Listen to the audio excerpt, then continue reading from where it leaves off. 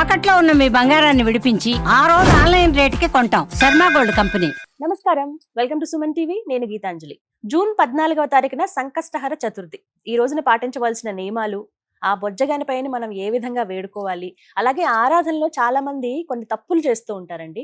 ఎలాంటి నియమాలు పాటించాలి, చెయ్యవలసినవి చెయ్యకూడనివి ఏమిటి అసలు ఆ చతుర్థి రోజున తెలుసుకుందాం. వివరించేందుకు ప్రస్తుతం మనతో పాటు ఉన్నారు ప్రముఖ జ్యోతిష్యులు బ్రహ్మశ్రీ నందిబట్ల శ్రీహరి శర్మ గురువు గారు. వారితో మాట్లాడదాం. గురుగారు నమస్కారం అండి. వాగర్థావివ సంపృక్తౌ వాగర్థ ప్రతిపత్తయే జగతః పితరౌ వందే పార్వతీ పరమేశ్వరౌ ఆదిత్యాయ చ సోమాయ మంగళాయ బుధాయ చ గురు శుక్ర శనిభ్యశ్చ రాహవే కేతవే నమః. శృంగేరి జగద్గురు పీఠాధిపతులకి, కంచిపీఠాధిపతులకి నమస్కారములు తెలియజేసుకుంటూ కార్యక్రమాన్ని ప్రారంభిద్దాం. గురుగారు, సంకష్టహర చతుర్థి 14వ తారీఖు అండి. అయితే ఎప్పుడు ప్రతి నెల వచ్చేది. కొంతమంది ఏంటంటే ఇన్ని వారాలని మొక్కుకుని చేస్తూ ఉంటారు వినాయకుడిని పూజ. అసలు ఆ రోజు ప్రత్యేకత, అలాగే ఆ రోజు ఖచ్చితంగా పాటించవలసిన నియమాలు ఏంటి? చాలా మంది ఆరాధనలో కొన్ని చిన్న చిన్న తప్పులు చేస్తూ ఉంటారు. అవి కాకుండా సరిగ్గా ఆరాధించి ఆ బొజ్జగన్నపై అనుగ్రహం పొందాలంటే ఏ విధంగా పూజ చేయాలంటారు?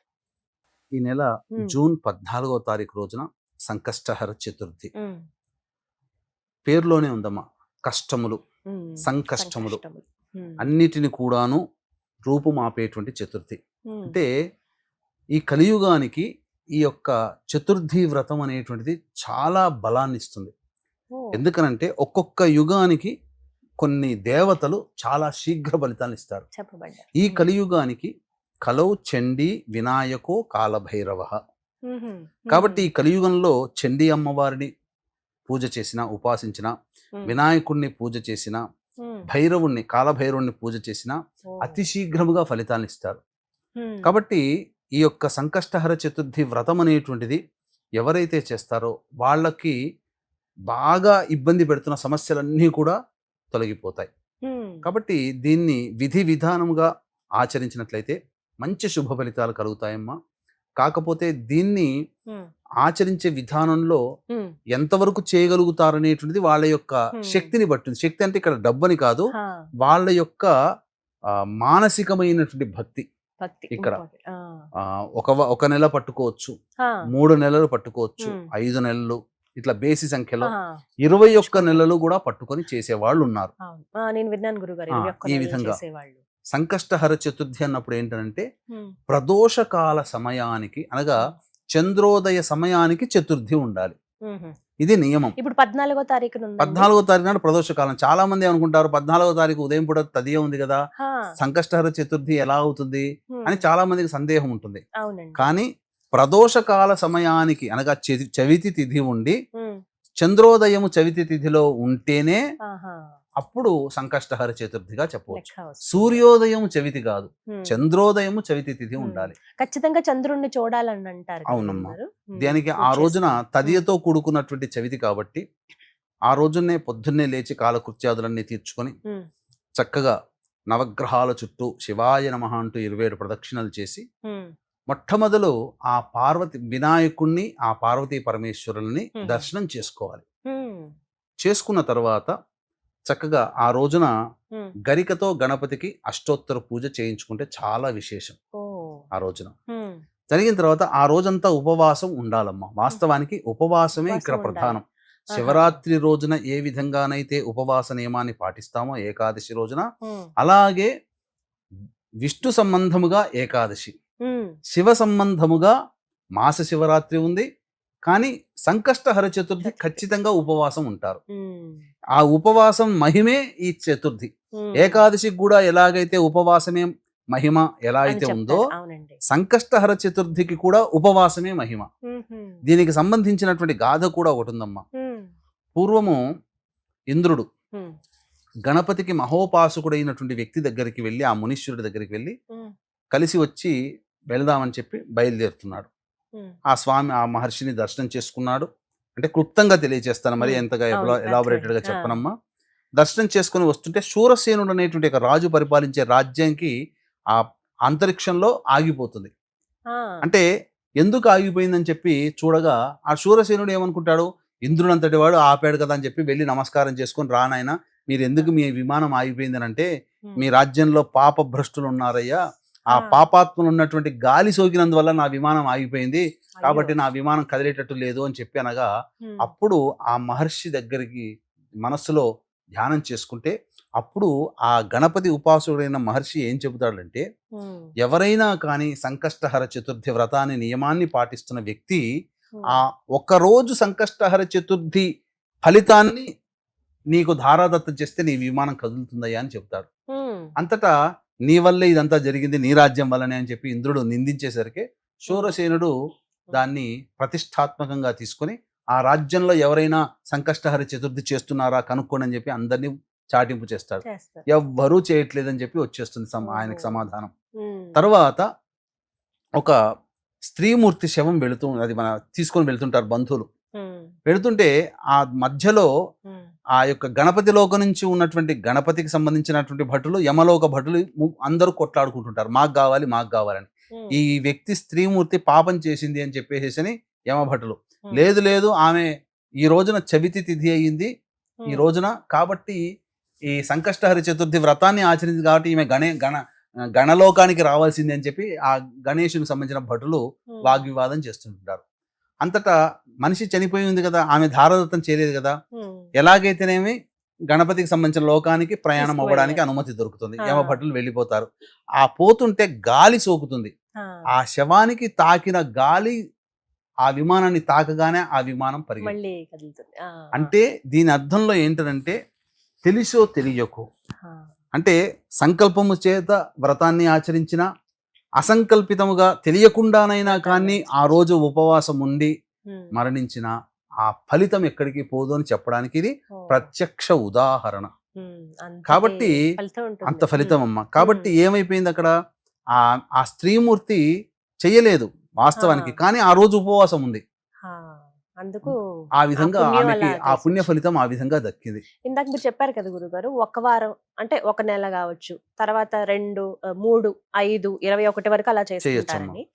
ఇప్పుడు కొత్తగా ప్రారంభిద్దాము మేము ఇప్పటి నుంచి చేసుకుందాం అనుకున్న వాళ్ళకి ఒక సందేహం అండి. ఇప్పుడు 11వ తారీఖు నుంచి మోఢం ఉంది కదండి, ఇప్పుడు మరి స్టార్ట్ చేయొచ్చా? ఫస్ట్ సారి అంటే మొదటిసారి వ్రతాన్ని ఆచరించవచ్చా, చేయకూడదంటారా? వీక్షించేటువంటి ప్రేక్షకుల్లో కూడా ఇదే సందేహం ఉండవచ్చు. ఎందుకనంటే చెప్పగానే ఇంతటి మహత్యం కలిగినటువంటి రోజుని ఎవరైనా చేసుకోవాలనుకుంటారు. ఎందుకంటే ఆగి ఉండి ఈ జ్యేష్ఠ మాసంలో చేసుకుందాంలే అని అనుకుంటారు, సమయం కలిసి వచ్చింది కదా అని. కానీ మూఢమి అనేటువంటిది ప్రవేశం చేసిన తర్వాత కొత్తగా వ్రతాన్ని ఆచరించడానికి పనికిరాదు. ఆల్రెడీ కొన్ని నెలల నుంచి చేస్తున్న వాళ్ళకైతే కంటిన్యూ చేయొచ్చు, మూఢమని చెప్పి ఆపడానికి వీలు లేదు, కంటిన్యూ చేయొచ్చు. కానీ కొత్తగా ఈ నెల నుంచే మేము పట్టుకుంటాము ప్రారంభిస్తామంటే మాత్రం అది కుదరదు, శాస్త్రం ఒప్పుకోదు, అది వృథా, అది చెయ్యకూడదు. శాస్త్రమే చెప్పింది, ఘంటాపదంగా చెప్పింది, కొత్తగా ప్రారంభించకూడదు వ్రతాలు. వ్రతం ఏం చెయ్యము, మాకు ఆచారం కూడా లేదు, వ్రతం చేయాలన్న ఇది కూడా కాదు, కానీ ఆ రోజున గణపతిని సాధారణంగా ఎలా పూజించాలంటారు? ఇప్పుడు వ్రత నియమ ప్రకారం చేసుకున్నట్లయితే పొద్దున్నే గణపతికి సంబంధించి చెప్పాం కదమ్మా, అలాగే ఆ రోజంతా ఉపవాసం ఉండి మళ్ళీ సాయంకాల ప్రదోషకాల సమయానికి మళ్ళీ కాలకృత్యాదులన్నీ తీర్చుకొని గణపతి దేవాలయానికి వెళ్ళి, అనగా ఆ మొట్టమొదటి పొద్దునే గణపతి దేవాలయానికి వెళతారు కదా, అప్పుడు ఏంటంటే సాధారణంగా చేసుకునే వాళ్ళైతే 3 పిడికిళ్ళు బియ్యాన్ని పోసి ఆ గణపతి ముందర చక్కగా ఒక శ్వేత వస్త్రాన్ని వేసి గణపతి చిత్రపటం పెట్టి చక్కగా గణపతిని షోడశోపచార విధానంగా పూజ చేసి ఆ 3 పిడికిళ్ళు ఒక మూట కట్టి పెట్టాలి. సాయంకాలం వచ్చిన తర్వాత ఆ 3 పిడికిళ్ళని తో పాయసం చేయాలి. పాయసం చేసి మళ్ళీ పూజ షోడశోపచార విధానంగా పూజ చేసి ఆ 3 పిడికిళ్ళతో చేసినటువంటి పాయసాన్ని ఆ వినాయకుడికి నైవేద్యంగా పెట్టి అప్పుడు ఆ పాయసాన్ని మాత్రమే తీసుకొని ఉండాలి. ఆ రోజు రాత్రి భోజనం చేయకుండా ఉంటే ఇంకా మరీ మంచిది. తెల్లవారి అప్పుడు ఎవరికైనా కానీ అన్నదానము చేసి అప్పుడు భోజనం చేస్తే సంపూర్ణమైనటువంటి ఫలితం దక్కుతుంది. ఇక మీరు అడిగినటువంటిది, ఇటువంటివి ఏవి నియమాలు పాటించలేము, అయినా ఆ సంకష్టహర చతుర్థి గణపతి యొక్క అనుగ్రహం కావాలని పరితపిస్తూ ఉపవాసం ఉండగలిగి ఉండి ఏదైనా చేయొచ్చునంటే వ్రత నియమాన్ని ఉల్లంఘించకుండా. వ్రత నియమం అంటే ఏంటి? ఇక్కడ సంకష్టహర చతుర్థికి వ్రత నియమం ఏంటి? ఉపవాసమే వ్రత నియమం, అదొక్కటే ప్రధానమైనటువంటిది. కాబట్టి ఆ వ్రత నియమాన్ని ఉల్లంఘించకుండా చక్కగా గణపతి దేవాలయానికి వెళ్ళి ఆ ఉపవాసం ఉండి గణపతికి అష్టోత్తర పూజ చేసి దేవాలయంలో గనక ఏదైనా గణపతి హోమం చేస్తారు ఖచ్చితంగా. ఆ గణపతి రోజు సంకష్టహర ఉంటుంది. చతుర్థి రోజున ఉమ్, ఖచ్చితంగా లక్ష్మీ గణపతి హోమం చేస్తారు. చేస్తారండి. ఖచ్చితంగా గణపతి హోమంలో మీరు పాలు పంచుకోండి. ఉమ్, మీ సహాయం కొంత మంచి ఉండనియండి, అవకాశం ఇది. చేసుకుంటే మంచిది. ఇంట్లో లేని వాళ్ళు ఆ, చక్కగా కాణిపాకంలో కూడా గురువు గారు ఈ చతుర్థికి ప్రతి మాసంలో వచ్చే చతుర్థికి చతుర్థికి చక్కగా వ్రతాలు చేస్తారు అక్కడైతే. వ్రతాలు చేసుకో. ఆ, సంకష్టహర అలా, చతుర్థి అవును. సామూహికంగా కూర్చొని చేస్తారు. సామూహికంగా చేపిస్తారు. ఎందుకనంటేనమ్మా అనేకం సామూహిక ఈ వ్రతాలకి నోములకి ఉమ్, సామూహికంగా చేసేటువంటి ప్రభావం చాలా గొప్పగా ఉంటుంది. ఓ, వ్రతాలు కానీ నోములు కానీ అర్చనలు కానీ ఉమ్, సామూహికంగానే చేయాలి. సామూహికంగా ఆ, చేయాలి. చేస్తే బలం ఎక్కువ. ఎందుకనంటే అనేక మంది పాజిటివ్ వైబ్రేషన్స్ తో వస్తారు. మా సమస్యలు తీరాలని పరితపిస్తూ వస్తారు. ఉమ్, ఒకడి మీద ఈర్ష్య అసూయతో రారు. అవును. ఏ పూజ చేసుకున్నా కొంత ఈర్ష్య అసూయ, నేను గెలవాలి నేనే. కానీ ఇక్కడ ఆ వ్యక్తి పడే సమస్య నుంచి బయటపడాలని కోరుకుంటాడు తప్ప వాడికన్నా నేను గొప్పగా కావాలని వ్రతం చేయడు. అవును. కాబట్టి అలా వాళ్ళ ఏ వ్యక్తికి ఆ వ్యక్తి ఎదుర్కొనే సమస్యల నుంచి బయటపడడం కోసమే ఈ సంకష్టహర చతుర్థి వ్రతం అనేటువంటిది ఉమ్, చేస్తుంటారు. కాబట్టి ఆ విధంగా ఉమ్, చేసుకుంటే చాలా చేసుకోవచ్చు. మంచిది. చివరిగా ఒక్క సందేహం గురుగారు, ఇప్పుడు ఈ వచ్చే ఈ చతుర్థితో 21 పూర్తి అయిపోయినాయి అనుకోండి, మరి ఉద్యాపన అలాంటివి ఏమన్నా ఇప్పుడు చెయ్యొచ్చా? మూఢం కాబట్టి ఏమన్నా ఆపాలంటారా? మూఢానికి అంటే 21 అనుకున్న సంఖ్య అనుకున్నారు అనుకోండి, ఆ దాంతో చేయడమే. ఉమ్, ఇంకా దానికి ఇంకా తిరుగులేదు. ఇంకేం ఆ ఉద్యాపన ఉద్యాపన చేసి చేసేసుకోవచ్చు. ఉద్యాపన అంటే సాధారణంగా ఉమ్, ఆ దాంతో సమాప్తం చేస్తారు. సమాప్తం చెప్పటం. ఇదేమి వ్రతాన్ని చేసి మళ్ళీ వాయనం ఇవ్వడాలు ఇలాంటివి కాదు కదమ్మా. అవును.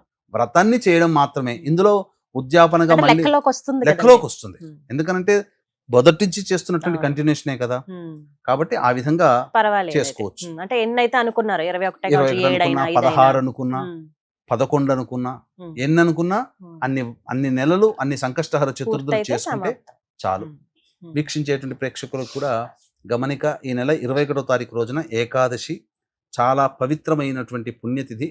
ఆ ఏకాదశి తిథి రోజున జాతకరీత్యా కలుగు విద్య, వివాహ, ఉద్యోగ, దాంపత్య, అనారోగ్య సమస్యల నివారణకి మరియు మేష, మిథున, కర్కాటక, సింహ, కన్య, తుల, వృశ్చిక, మకర, కుంభ, మీన రాశుల్లో జన్మించినటువంటి వారికి శనిదోష పరిహారార్థమై శనీశ్వర హోమము, సర్వదోష నివారణ పూజలు, హోమాలు జరిపించి శక్తిపాతము చేయబడినటువంటి శంకరంగలి మాలని ఆ 21వ తారీఖు రోజున మీకు ఇవ్వడం జరుగుతుంది. అవకాశం ఉన్న వాళ్ళు కార్యక్రమ తదనంతరం కాంటాక్ట్ చేసి పూర్తి వివరాలు తెలుసుకోవచ్చు.